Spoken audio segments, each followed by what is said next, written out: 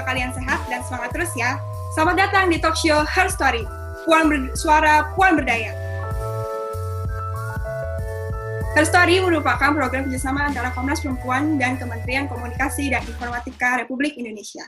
Bersama saya Bena, pada episode kita kali ini akan membahas mengenai kekerasan seksual. Menarik bukan? Dan sudah bersama dengan kita pada kesempatan hari ini yaitu Bapak Ferianto Sitohang, selaku anggota Komisi Paripurna Komnas Perempuan. Beliau juga masih aktif dalam lembaga layanan mendampingi perempuan korban kekerasan dan menjadi fasilitator isu pemberdayaan perempuan dan masyarakat. Langsung saja yuk, kawan Puan, kita sapa beliau. Halo Pak Ferry, apa kabar? Halo, selamat pagi, kabar baik. Semoga kawan-kawan juga dalam keadaan baik. Iya Pak, langsung saja yuk Pak. Komnas Perempuan merupakan Komisi Nasional Anti Kekerasan terhadap Perempuan. Bolehkah dijelaskan arti definisi kekerasan seksual itu menurut pengetahuan Komnas Perempuan? Silakan Pak. Ya, kekerasan seksual definisinya ini juga merupakan definisi yang kita masukkan di dalam rancangan Undang-Undang Penghapusan Kekerasan Seksual.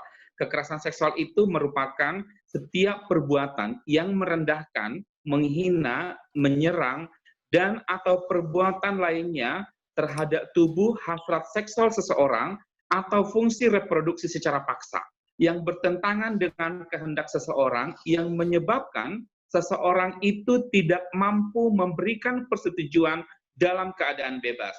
Karena ada ketimpangan relasi kuasa atau relasi gender yang pada akhirnya dia berakibat atau dapat berakibat penderitaan atau kesengsaraan baik secara fisik, psikis, seksual, kerugian secara ekonomi, sosial budaya, dan atau politik. Paling tidak, itu yang kemudian Komnas Perempuan definisikan sebagai pengertian dari kekerasan seksual. Baik Pak, tadi Bapak bilang ketimpangan relasi ya, itu maksudnya kayak gimana Pak? Ketimpangan relasi kuasa?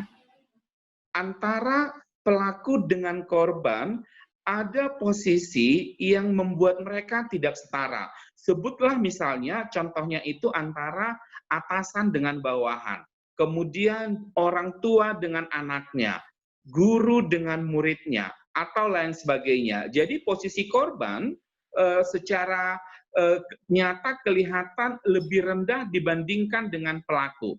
Ini kemudian membuat korban sering sekali tidak berdaya atau tunduk pada tindakan kekerasan yang dilakukan oleh pelaku karena ada perasaan keengganan atau semacam ketidakleluasan dia untuk menolak tindakan kekerasan seksual yang dilakukan oleh pelaku.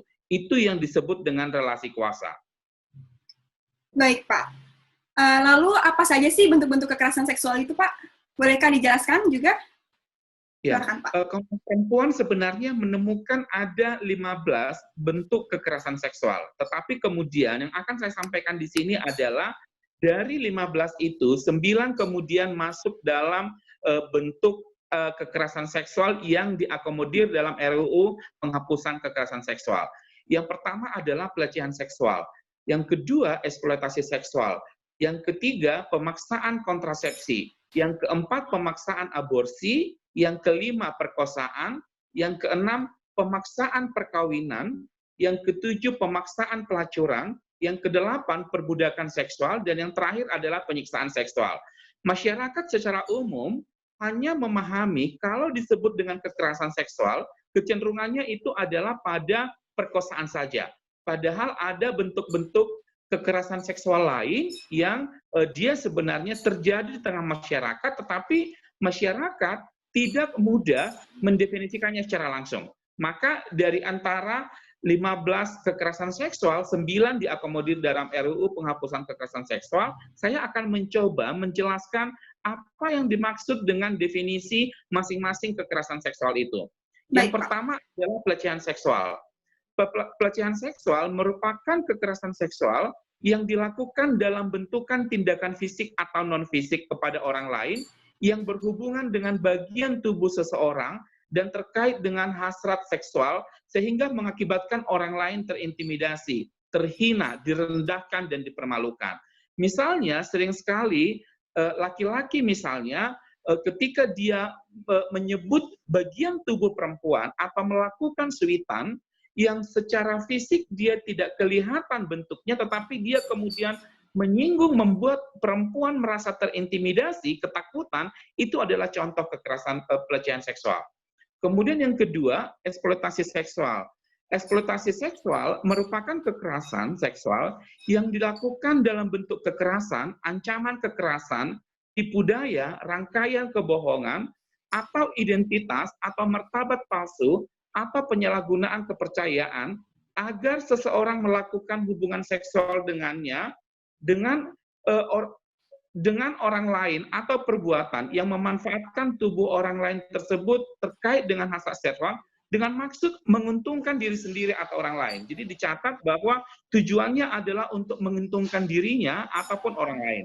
Itu yang disebut dengan eksploitasi seksual. Yang ketiga, pemaksaan kontrasepsi. Secara umum, kadang-kadang orang merasa bahwa ketika bicara kontrasepsi, itu seakan-akan menjadi tanggung jawabnya perempuan.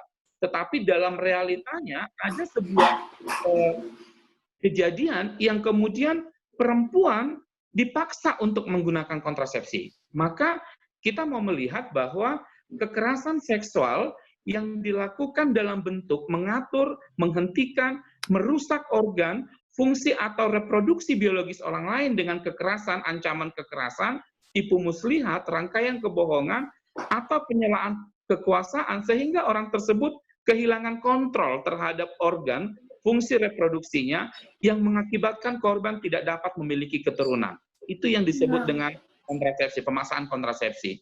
Yang keempat adalah pemaksaan aborsi. Pemaksaan aborsi ini kekerasan seksual yang dilakukan memaksa orang lain melakukan aborsi dengan kekerasan atau ancaman kekerasan, tipu muslihat, rangkaian kebohongan, dan seterusnya yang menggunakan kondisi seseorang dan dia kemudian tidak mampu memberikan persetujuan. Jadi dia kemudian ketika perempuan misalnya hamil, tetapi dia tidak punya kesempatan untuk menentukan kehamilannya mau diapakan, tapi kemudian dengan berbagai cara, termasuk tipu muslihat dan segala macam, perempuan tersebut harus melakukan aborsi. Itu yang disebut dengan pemaksaan aborsi. Dan sekali lagi ini masuk dalam bentuk kekerasan seksual yang kita dorong di RUU penghapusan kekerasan seksual. Yang kelima adalah perkosaan. Saya pikir ini yang cukup umum, yang diketahui oleh publik. Kalau perkosaan itu kekerasan seksual yang dilakukan dalam bentuk kekerasan, ancaman kekerasan atau tipu muslihat, atau menggunakan kondisi seseorang yang tidak mampu memberikan persetujuan. Catat ya bahwa kata ininya adalah tidak mampu memberikan persetujuan untuk melakukan hubungan seksual. Yang keenam adalah pemaksaan perkawinan. Dalam situasi tertentu, seorang perempuan tanpa meminta persetujuan dari dirinya, dia kemudian harus melakukan perkawinan dengan orang lain. Nah, ini merupakan bagian dari kekerasan seksual. Kalau di desa atau di berbagai tempat, misalnya perempuan yang diperkosa, sering sekali masyarakat kemudian menggunakan konteks adat dan meminta perempuan yang menjadi korban perkosaan menikahi laki-laki yang menjadi pelaku kekerasan seksual, gitu. Itu disebut dengan pemaksaan perkawinan. Atau kadang-kadang dia diminta berhubungan dengan orang lain, dipaksa untuk menikah, tetapi dia tidak memberikan persetujuan. Saya pikir itu yang disebut dengan definisi pemaksaan perkawinan. Baik Pak, sebentar dulu ya. Tunggu segmen yang berikut ini. Tetap di Her Story ya, kawan-kawan. Terima kasih.